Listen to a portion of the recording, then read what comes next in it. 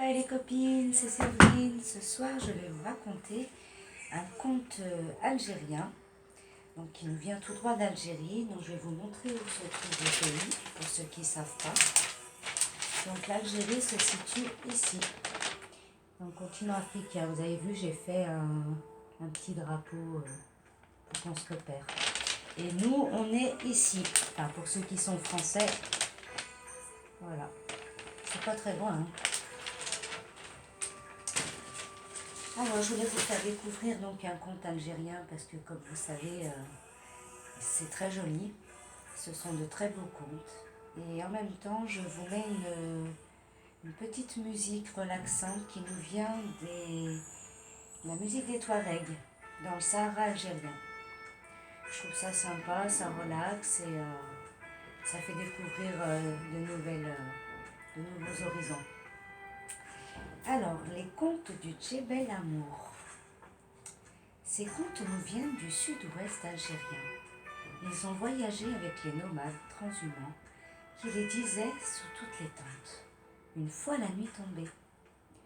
D'expressions arabophobes transportées par les caravanes dont ils savent nous parler. Entre les monts du Djebel Amour et ceux de Tel, la région d'Aflou et celle de Tiaret, ils ont bercé de nombreuses générations. J'ai reçu la plupart d'entre eux dans mon enfance, sous la tente de ma grand-mère maternelle, fixée peu à peu à Toussina, à la lisière du Tel Tahérien. Je vous les livre sans rien en occulter, comme je les raconte à mon tour sur d'autres terres, dans une autre langue. Ainsi voyagent les contes.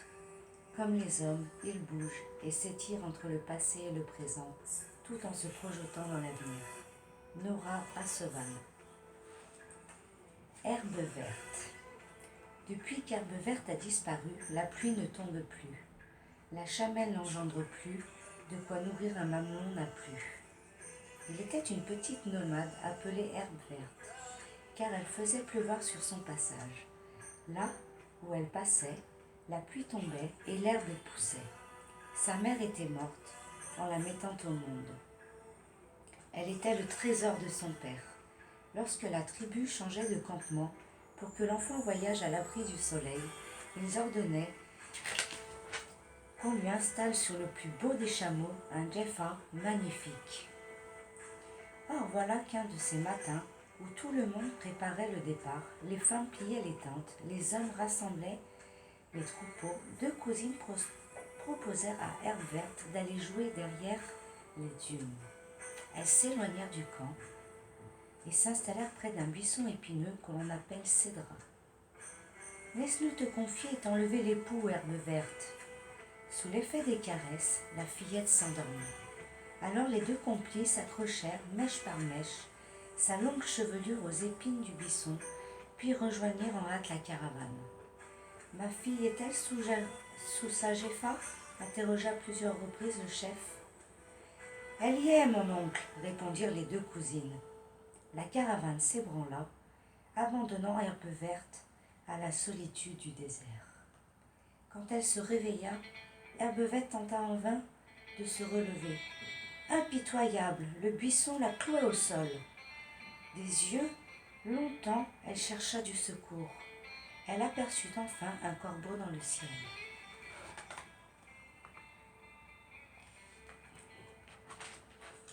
« Oh, corbeau, détache mes cheveux et je te donnerai une boucle d'oreille. » Mais le corbeau répondit sans s'arrêter. « Non, ma fille, je suis pressé. Tous les corbeaux sont partis et seuls ils m'ont laissé. » Herbe verte patienta longtemps, un moment, avant de voir surgir un chacal. « Oh, chacal, détache mes yeux et je te donnerai une boucle d'oreille. »« Non, ma fille, je suis pressée. Tous les chacals sont partis et seuls ils m'ont laissé. » Bien des animaux passèrent, solitaires, mais tous ne songeaient qu'à rejoindre les leurs. Survint enfin une hase. « Oh, ma mère la hase, détache mes cheveux et je te donnerai une boucle d'oreille. » La hase est coquette. Elle accepta le marché et de ses petites ailes entreprit aussitôt le travail en chantonnant. « Avec mes ongles, avec mes griffes, je te libère, fille des hommes. Mèche après mèche, elle détacha la chevelure du buisson. Herbe verte, délivrée, lui offrit une boucle d'oreille. La hache suspendit le bijou à la pointe de sa queue, puis d'un geste prompt, voleta la seconde boucle, s'en orna le front et s'enfuit. C'est depuis ce temps, dit-on, que les lièvres ont une tache blanche sur la queue et une autre entre les yeux. Herbe verte prit la route. Longtemps elle marcha. À la tombée de la nuit, elle aperçut à l'horizon une lumière, tel un feu dans le lointain. Elle cria dans sa direction « Oh, lumière! Si tu viens de ma tribu, approche-toi, approche-toi. Mais si tu viens du feu de l'ogre et de l'ogresse, éloigne-toi, éloigne-toi. » À peine eut-elle prononcé ces mots que le feu s'approcha. Tant et si bien qu'Herbe verte se trouva face à une maison de pierre. Elle hésita un moment, poussa à la porte le cœur battant, et aperçut une ogresse assise en tailleur qui écrasait son blé avec une énorme meule.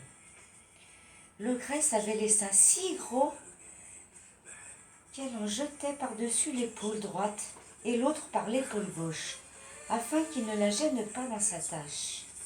Herbe verte rassembla son courage et se précipita dans le dos de l'ogresse pour lui téter le sein droit. Ensuite, elle lui téta le sein gauche. L'ogresse s'écria « Si tu n'avais pas bu le lait de Aïssa et de Moussa, j'aurais fait de ton sang une gorgée, et de ta chair une bouchée de tes os des fagots pour me curer les dents. Mais puisque tu as bu leur lait, tu es désormais comme ma propre fille. » Et l'ogresse cacha Herbe verte sur son épaule, qui sert à rouler le couscous. Quelque temps plus tard, l'ogre arriva. Il était furieux comme d'habitude. À peine le seuil franchi, il renifla. Ça sent bon la chair humaine ici.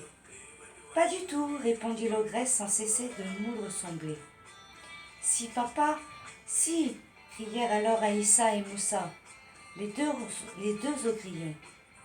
Sous le plat à couscous, papa, sous le plat. À cet instant, toute la vaisselle se mit à danser. Car c'était bien connu, la vaisselle avertit les ogres de ce qui se passe dans leur maison. Le plat sous lequel se cachait Herbe verte se leva pour dévoiler la présence de la jeune fille. L'ogre se précipita, mais l'ogresse s'interposa. Le plat sous lequel se cachait Herbe verte se releva. Trop tard, elle a bu le lait de Aïssa et Moussa. Elle est désormais comme notre propre fille et la sœur de nos enfants. D'ailleurs, elle me sera bien utile.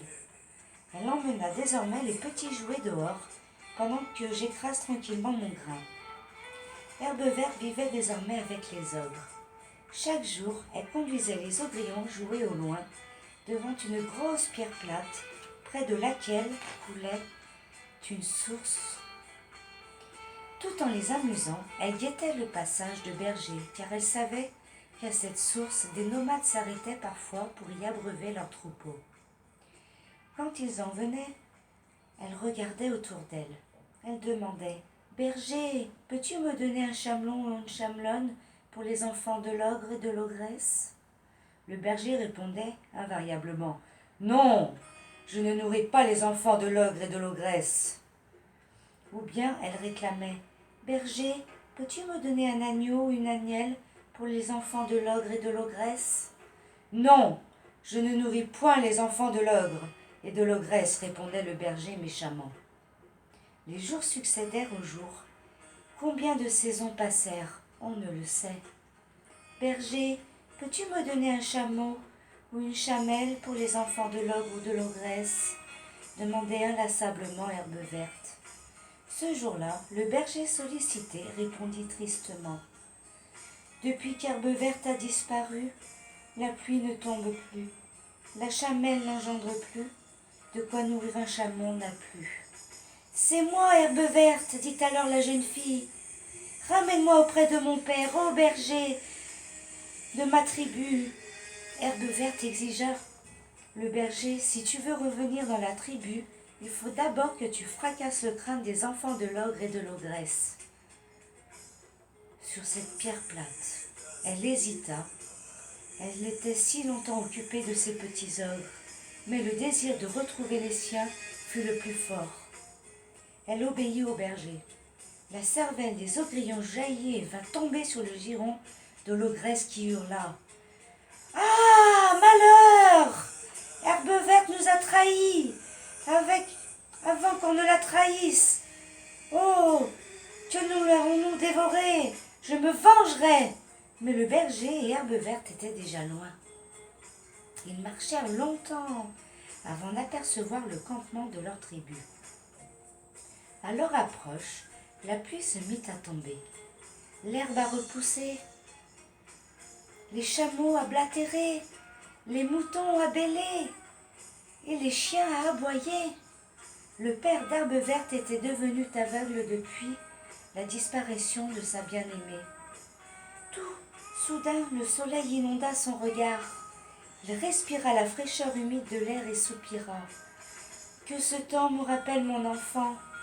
Dieu, pourquoi me prendre la vue si je ne devins plus voir ma fille? Oh, Sidi, et si je te disais que j'ai ramené Herbe Verte, dit le berger. Si tu as ramené Herbe Verte, berger, je te la donne comme épouse, et tu deviendras un jour un grand chef de tribu. Réjouis-toi en ce jour béni, ô Sidi, car Herbe Verte nous est revenue. Désormais la pluie tombera, l'herbe poussera, et nos chamelles mettront bas les plus beaux chamelons. De la sécheresse, nous ne connaîtrons plus que la tristesse. On fera le retour d'Herbe Verte sur son mariage avec le berger. Le temps passa, et un matin, alors que les nomades s'apprêtaient de nouveau à lever le camp, Herbe Verte courut choisir, comme par le passé, le plus beau des chameaux, afin qu'elle s'y installe la plus belle des Géphas. Son choix se porta sur un chameau blanc. Elle s'en empressa, s'en approcha, mais l'animal, tournant brutalement la tête vers elle, écarquilla les yeux et montrant des dents. Herbe Verte fit un bond en arrière. Elle se dirigea alors vers une chamelle blanche, mais la bête se montra aussi menaçante que le chameau. Herbe Verte alla se plaindre à son père. « Ces deux chameaux ont failli me mordre. » Le chef comprit. Ces deux chameaux n'étaient autres que l'ogre et l'ogresse métamorphosés en animaux pour se venger de la jeune fille. Il ordonna que l'on creuse une fosse et qu'on y allume un bûcher et que l'on y jette les bêtes. Ce fut fait, et c'est ainsi que périrent les ogres. La caravane s'éloigna. Jour après jour, une longue année s'écoula jusqu'à ce que la tribu revienne sur les lieux où les ogres avaient brûlé. Herbe Verte portait un enfant dans son ventre. Elle descendit tout doucement de Jépha et, comme poussée par une force invisible, alla droite aux fosses sous chameau. Elle se pencha vers le trou pour contempler les cendres, et pensive, elle dit « Dire qu'il y avait un an que les ogres périrent ici même. » Elle inclina la tête vers le fond, mais la braise couvant encore et soudain un os de l'ogresse qui n'avait pas fini de se consumer. Un os qui n'avait pas fini de se consumer. Sous la cendre vola en éclats et alla se planter tout droit dans l'œil d'Herbe Verte. Depuis ce jour-là, l'herbe verte est borgne. Un proverbe dit « Retourne-toi sur ton passé, et tu prendras un œil. Occulte ton passé, et tu prendras les deux yeux. » Mon histoire est partie, et moi je suis encore ici. Voici une partie des contes de Djebel Amour. Comme vous avez remarqué, c'est joli, avec une bonne morale. Et voilà, donc c'est fini pour ce soir. Je vous lirai la suite demain. Une autre histoire du conte de Djebel Amour, qui sont illustrés par Hélène Hussein. Je vous laisse un tout petit peu la musique. Comme ça, vous découvrez un peu la musique blues du Sahara. Et je vais vous souhaiter, sur ce, une bonne nuit. Bonne nuit les enfants.